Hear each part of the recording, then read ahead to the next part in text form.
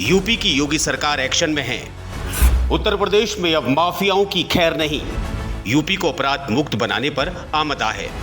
माफियाओं को मिट्टी में मिला रही योगी सरकार। विकास दुबे, आदित्य राणा, अतीक अहमद, अशरफ इसका जीता जागता उदाहरण है। 65 मोस्ट वांटेड की लिस्ट जारी। योगी सरकार के कड़े फैसले अब लोगों को पसंद आ रहे हैं। यूपी एसटीएफ का बड़ा ऑपरेशन, मिट्टी में मिला एक और कुख्यात। आज हम आपको एक ऐसे कुख्यात की कहानी बताने जा रहे हैं जो दिखने में बिल्कुल मामूली था, लेकिन उसके कारनामे मामूली नहीं थे। पुलिस फोर्स के बीच बुलेट प्रूफ जैकेट पहने, हाथों में हथकड़ी लगाए, कद में छोटा दिखने वाला शख्स और कोई नहीं बल्कि अपराध की दुनिया में हाफ सेंचुरी लगा चुका गैंगस्टर अनिल दुजाना था। दहशत का वो नाम जिसके सर पर 60 से ज्यादा आपराधिक मामले दर्ज थे। नाम अनिल दुजाना, असली नाम अनिल नागर, गांव दुजाना गांव बादलपुर, जिला गौतम बुद्ध नगर, यूपी। नमस्कार, क्राइम पेट्रोल देख रहे हैं आप। मैं हूं कैलाश बिस्ट। ऐसा नहीं था कि अनिल दुजाना बचपन से ही अपराधी था। दरअसल एक शख्स ने, उसी के गांव के शख्स ने उसके खिलाफ एक साइकिल चोरी की झूठी रिपोर्ट दर्ज करवा दी थी, जिसके चलते 2002 में उसे जेल की हवा खानी पड़ी। उसके बाद उसने ये ठान लिया था कि वो उस शख्स से बदला लेगा, और फिर वो जराइम की दुनिया में ऐसा घुसा कि वो जराइम के वो कखरे सीख चुका था कि उसके आगे बड़े बड़े अपराधी भी पानी भरने लगे, और धीरे धीरे उसका अपराध का जो ग्राफ था वो इतना तेज बढ़ चुका था कि फिर पुलिस भी उससे कांपती थी। 60 से ज्यादा आपराधिक मामले दर्ज। कुछ दिनों पहले यूपी सरकार द्वारा यूपी के टॉप 65 माफियाओं की लिस्ट जारी की गई। इसमें ग्रेटर नोएडा के अनिल दुजाना का नाम भी शामिल था। कुख्यात बदमाश अनिल दुजाना पिछले काफी समय से दिल्ली की तिहाड़ जेल में बंद था, लेकिन कुछ समय पहले वो जमानत पर बाहर आया। इस बीच वो जराइम की दुनिया में अपना नाम और बड़ा करने के लिए जमानत पर भी अपराध करने लगा। इसके चलते पुलिस उसकी धरपकड़ में लगी रही। मेरठ में यूपी एसटीएफ ने अनिल दुजाना को एनकाउंटर में मार गिराया। कौन था 75,000 का इनामी अनिल दुजाना, और अपराध की दुनिया में उसका नाम कैसे बड़ा हुआ? आइए आपको बताते हैं दुजाना की दास्तां। अनिल दुजाना पर पहला बड़ा मामला दर्ज हुआ 2002 में गाजियाबाद के कविनगर में। ये मामला था हरवीर पहलवान की हत्या का। इसके बाद से अब तक अनिल दुजाना पर 60 से ज़्यादा मामले दर्ज हैं, जिसमें 18 मामले हत्या के हैं। वहीं बाकी मामले रंगदारी, लूटपाट, ज़मीनी कब्जा, ये सब हैं।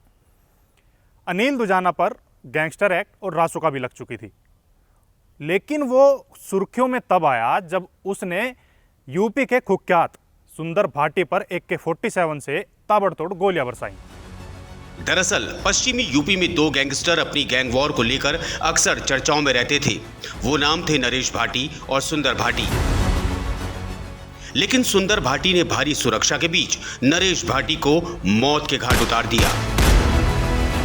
नरेश भाटी की मौत का बदला लेने के लिए उसके भाई रणदीप और भांजे अमित कसाना ने सुंदर भाटी को जान से मारने की ठान ली, और इसके लिए उन्होंने अनिल दुजाना से मदद मांगी, जिस पर दुजाना ने खामी भर दी और उनका साथ दिया। दुजाना का अब एक ही लक्ष्य था, सुंदर भाटी की मौत, और ये काम करने के लिए उन्होंने चुना सुंदर भाटी के भांजे की शादी का दिन। साल 2011 नवंबर, दुजाना और उसके साथियों ने सुंदर भाटी को सरेआम मारने के लिए एक फुल प्रूफ प्लान तैयार किया, और इसके लिए जगह चुनी सुंदर भाटी के भांजे की शादी। अब जैसे ही सुंदर भाटी शादी में पहुंचा, दुजाना और उसके साथियों ने सुंदर भाटी पर AK-47 से ताबड़तोड़ गोलियां बरसा दी। हालांकि सुंदर भाटी इस हमले में बच गया, लेकिन शादी में 3 लोग मारे गए। अब इन 3 लोगों के मरने के बाद, इस तिहरे हत्याकांड के बाद, दुजाना का नाम जराइम की दुनिया में तेजी से फैलने लगा। इस गोलीकांड के बाद वो सुंदर भाटी का नंबर 1 दुश्मन हो चला था, लेकिन उसके साथ ही साथ उसका नाम अब जराइम की दुनिया में और बड़ा हो गया था।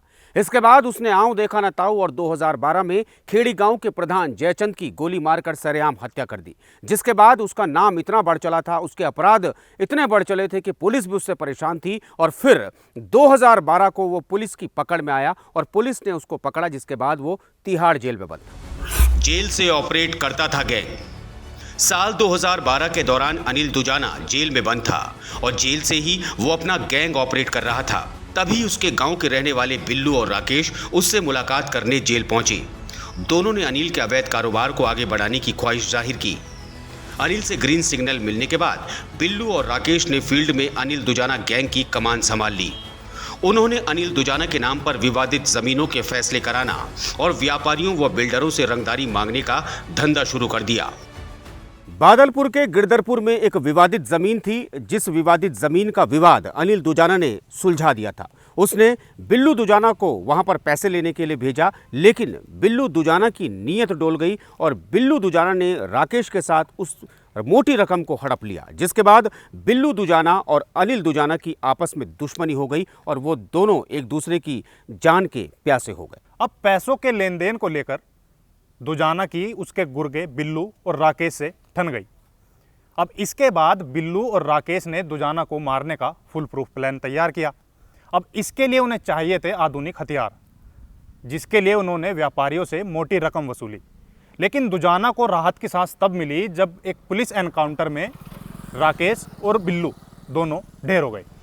अनिल दुजाना के भाई को मारी गोलियां। ऐसा लगा कि दुजाना जेल में शांत बैठेगा, लेकिन ऐसा सोचना गलत था। उसकी गैंग का सुंदर भाटी गैंग से लगातार सामना होता रहा। सुंदर भाटी और दुजाना गैंग के बीच गैंगवार जोरों पर थी। इस बीच 2014 में अनिल के छोटे भाई जय भगवान के सीने में 10 गोलियां दागकर उसे मौत की नींद सुला दिया गया और इसकी जिम्मेदारी ली सुंदर भाटी गैंग ने। इस बीच पश्चिमी उत्तर प्रदेश गोलियों की तड़तड़ाहट से गूंज उठा। सुंदर भाटी और अनिल दुजाना के बीच लगातार गैंगवॉर हो रही थी, जिसमें कई लोग मारे जा चुके थे। इसके बाद अनिल दुजाना ने ठान ली थी कि सुंदर भाटी को हर हाल में मौत के घाट उतारना है। उसने पूर्वांचल के बड़े डॉन रहे मुन्ना बजरंगी को 1 करोड़ की सुपारी दी ताकि वो सुंदर भाटी को मार सके, और मुन्ना बजरंगी ने प्लान बनाया कि दिल्ली में पेशी के दौरान वो सुंदर भाटी को मार गिराएगा। उसके गुर्गे पेशी के दौरान पहुंचते हैं, लेकिन सुंदर भाटी को तो वो नहीं मार पाए। लेकिन हाँ, सुंदर भाटी का करीबी रहा राहुल इस मुठभेड़ में ढेर कर दिया गया। राजनीति में आने का ख्वाब। जराइम की दुनिया में कदम रखने के बाद जैसे खर कुख्यात की चाहत होती है राजनीति में खात आजमाने की, ठीक वैसी ही चाहत अनिल के दिल में पनप रही थी। उसने 2016 के पंचायत चुनाव में जेल के अंदर से ही चुनाव लड़ने की सोची। दुजाना के खौफ का अंदाजा इसी बात से लगाया जा सकता था कि चुनाव में विरोधी रहे संग्राम ने बुलेट प्रूफ जैकेट पहनी और 30 पुलिस कर्मियों की सिक्योरिटी के साथ चुनाव प्रचार किया। लेकिन दुजाना का खौफ इतना था कि लोगों ने डर के मारे दुजाना को जितवा दिया और उसने 10,000 वोटों से ज्यादा जीत दर्ज की। शादियां गुणों के हिसाब से होती हैं। हिंदुस्तान में क्वालिफिकेशन भी देखी जाती है और कई चीजें देखी जाती हैं, लेकिन अनिल दुजाना की शादी का किस्सा बड़ा ही दिलचस्प है। उसकी शादी में जो क्वालिफिकेशन थी, वो क्वालिफिकेशन थी उसके कुख्यात होने की, उसके जराइम की दुनिया में नाम बड़ा होने की। अब बागपत के 2 लोग थे जिन लोगों की आपस में दुश्मनी थी और 40 बीघा जमीन का यह पूरा मामला था। लीलू चाहता था कि हरिंदर से उसकी 40 बीघा जमीन आसानी से उसे मिल जाए, लेकिन हरिंदर ने अपनी 2 बेटियों की शादी एक कुख्यात से कर दी, जिसके चलते लीलू को अपना नाम छोटा लगने लगा और वो चाहता था कि उसकी बेटी पूजा की शादी किसी बड़े डॉन से हो। फिर उसको समझ में आता है अनिल दुजाना का नाम और वो अपनी बेटी की शादी अनिल दुजाना से तय कर देता है। बेटी की शादी दुजाना से तय होते ही ये बात इलाके में आग की तरह फैल गई। लेकिन सवाल था कि दुजाना तो जेल में है, शादी कैसे होगी। इस बीच पता चला कि अनिल दुजाना 16 फरवरी 2019 को कोर्ट में पेशी के लिए महाराजगंज जेल से गौतम बुद्ध नगर जिला जेल पहुंचा। पेशी के दौरान पूजा भी दुल्हन की तरह तैयार होकर कोर्ट पहुंची और दोनों ने एक दूसरे को अंगूठी पहनाई। इसके बाद 2021 में जमानत पर बाहर आकर दुजाना ने सूरजपुर कोर्ट में 18 फरवरी को पूजा से शादी कर ली। 2012 से जेल में बंद अनिल दुजाना 9 साल बाद जेल से बाहर आया, लेकिन बाहर का रास्ता इतना आसान नहीं था, क्योंकि एक तरफ तो उसके पुराने दुश्मन और दूसरी तरफ योगी सरकार की गैंगस्टर को लेकर जीरो टॉलरेंस की नीति। अब अनिल दुजाना पर नोएडा पुलिस ने 50,000 का इनाम रख रखा था और बुलंदशहर पुलिस ने 25,000 का। तो वहीं उस पर अपने खासम खास साथी राहुल नागर की हत्या का बदला लेने का भी दबाव था, लेकिन उसे डर था कहीं पुलिस उसको एनकाउंटर में ढेर न कर दे। और राहुल नागर वही शख्स है जिसकी हत्या सुंदर भाटी ने अपने गुर्गों के साथ दिल्ली में की थी। अनिल दुजाना उसी बिजनेसमैन की हत्या करने दिल्ली के मंडावली पहुंचा। 7 जनवरी 2022 को दिल्ली की क्राइम ब्रांच ने अनिल दुजाना को उसके 2 साथियों के साथ गिरफ्तार कर लिया। हालांकि इस दौरान ये भी कयास लगाए गए कि यूपी पुलिस के एनकाउंटर के डर से उसने दिल्ली में खुद की गिरफ्तारी कराई। तब से लेकर वो जेल में ही बंद था। एनकाउंटर में ढेर हुआ दुजाना, लेकिन जमानत मिलने पर दुजाना जेल से बाहर आया और जेल से बाहर आते ही अनिल दुजाना ने जयचंद प्रधान मर्डर केस में उसकी पत्नी और गवाह संगीता को धमकी दी। इसके बाद उच्च अधिकारियों ने एक्शन लेते हुए अनिल दुजाना के खिलाफ बीते हफ्ते में 2 मुकदमे दर्ज किए। दुजाना की गिरफ्तारी के लिए नोएडा पुलिस की स्पेशल टीम और एसटीएफ टीम लगी हुई थी। बताया जा रहा है कि पिछले कुछ दिनों के दौरान 7 टीमों ने 20 से ज्यादा जगहों पर लगातार छापेमारी की थी। अनिल दुजाना जब जेल से रिहा हुआ जमानत पर तो उसने प्रधान मर्डर केस में उसकी पत्नी और एक गवाह को धमकाने की कोशिश की, जिसके बाद उस पर 2 मुकदमे दर्ज किए गए और उसकी धरपकड़ शुरू हो गई। उसके बाद 4 मई 2023 को खबर आती है एसटीएफ को कि उसकी लोकेशन मेरठ में है और जब पुलिस और एसटीएफ उस पर धावा बोलती है तो क्रॉस फायरिंग होती है। इस क्रॉस फायरिंग में अनिल दुजाना मारा जाता है, उसका एनकाउंटर कर दिया जाता है और इस तरीके से अंत होता है एक कुख्यात का, जो कुख्यात काफ़ी लंबे समय से पुलिस के लिए और अन्य लोगों के लिए बहुत बड़ा सरदर्द बन चुका था। उत्तर प्रदेश में इन दिनों सफाया चल रहा है कुख्यातों का। उत्तर प्रदेश की सरकार की बात करें या फिर यूपी एसटीएफ की बात करें, लगातार कोशिश कर रही है कि कुख्यात लोगों का सफाया किया जाए और अब ये कुख्यातों को और अपराधियों को समझना होगा कि अगर उनको जीवित रहना है तो या तो वो अपराध छोड़ दें या फिर वो जेल में चले जाएं या फिर उनका टिकट ऊपर के लिए कटना तय है, जिस तरीके से कई अन्य लोगों को पुलिस ने एनकाउंटर में ढेर कर दिया है। बहरहाल आपको स्टोरी कैसे लगी हमें ज़रूर बताइएगा। अगले स्टोरी में हम आपको बताएंगे कि अनिल दुजाना जिस गांव से ताल्लुक रखता था, उसी दुजाना गांव का एक शख्स ऐसा भी था जिसने देश के प्रधानमंत्री को जान से मारने की धमकी दी थी।